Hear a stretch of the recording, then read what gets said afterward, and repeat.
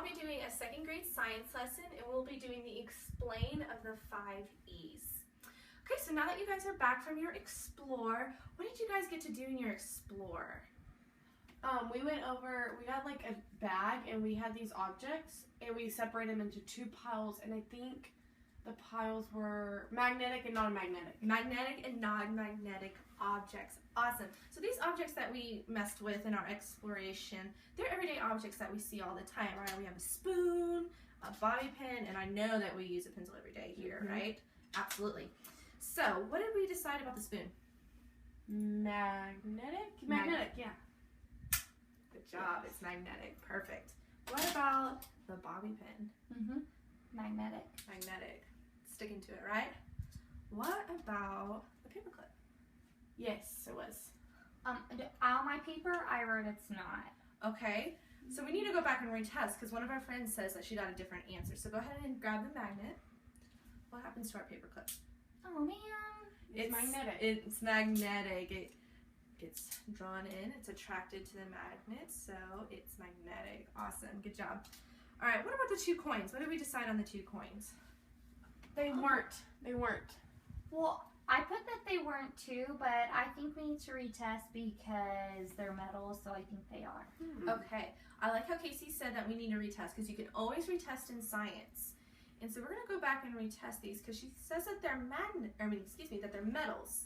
And so they should be magnetic because we just said that all these other metals are magnetic, right? Yeah. All right. Lorena, go ahead and grab the magnet for me. Let's see. Magnetic or non-magnetic? No. Nickel's not. The penny's not either. No. So what do we know just from that? What are we realizing about metals? Well, aren't those different metals? I know we've talked about that. Yep, the penny is made out of copper and the nickel is made out of nickel. So that's 2 different types of metals right here. So if I had in the paperclip, then these are different types of metals than the paperclip, and the paperclip is magnetic metal, and those aren't. Those aren't. So we can see that different metals, some are magnetic, some are not. And the reason of that is because some metals don't have a strong enough magnetic field around them to be attracted to a magnet. All right. So now that we've seen magnets, and these are objects in our everyday life because we use these objects all the time, and we've seen that, let's try to think about objects in our home that we use every day that involve magnets. So I'm going to go ahead and give you an example. What do you think of in your kitchen? Your refrigerator is made out of metal.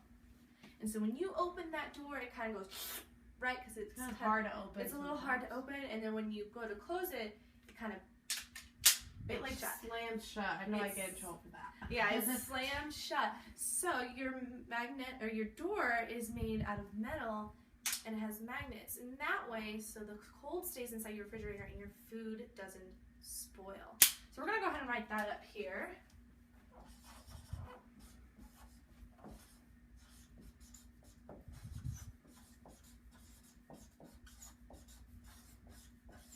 Refrigerator door. Okay, so let's think. In your home, think about your home.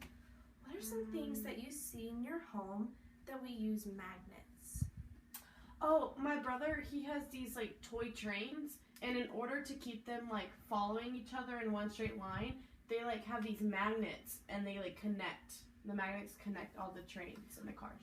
Awesome. So her little brother has toy trains, and each car has magnets attached to it. So they stick together so that they all move together, right? Perfect example.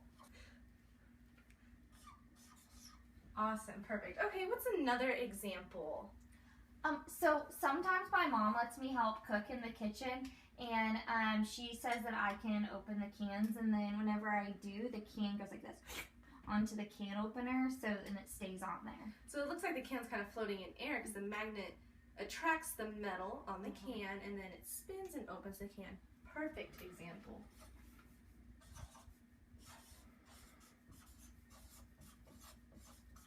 Can opener.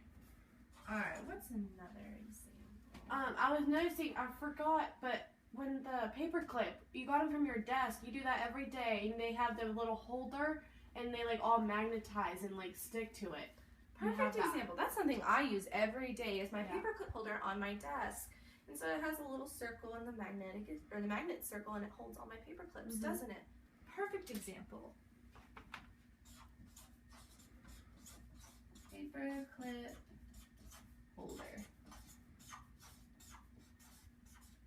Alright, let's think of one more. I've got it. Okay. Okay, so also whenever I'm cooking in the kitchen with my mom, she'll say, Casey, go get a pan. And I'm like, ugh, because it's hard to open because she puts magnets on there so that it stays closed.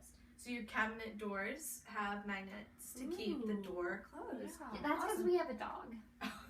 Don't want the dog getting in the cabinet. Mm-hmm. Cabinet door. Guys, these are perfect examples of things that we see magnets used every day. Like the paper clip holder, I use that every day. And I didn't even think about that, but I use it every day when I'm here at school to hold my paper clips and keep them all in order and easy to get to. These are awesome, awesome examples. So going from seeing what metals are and aren't magnetic, and seeing the objects to use, and then we go into our home and we're seeing all the objects that magnets use to help us get through life. So I can find and identify the use of magnets in everyday life. Awesome. Great job today, guys.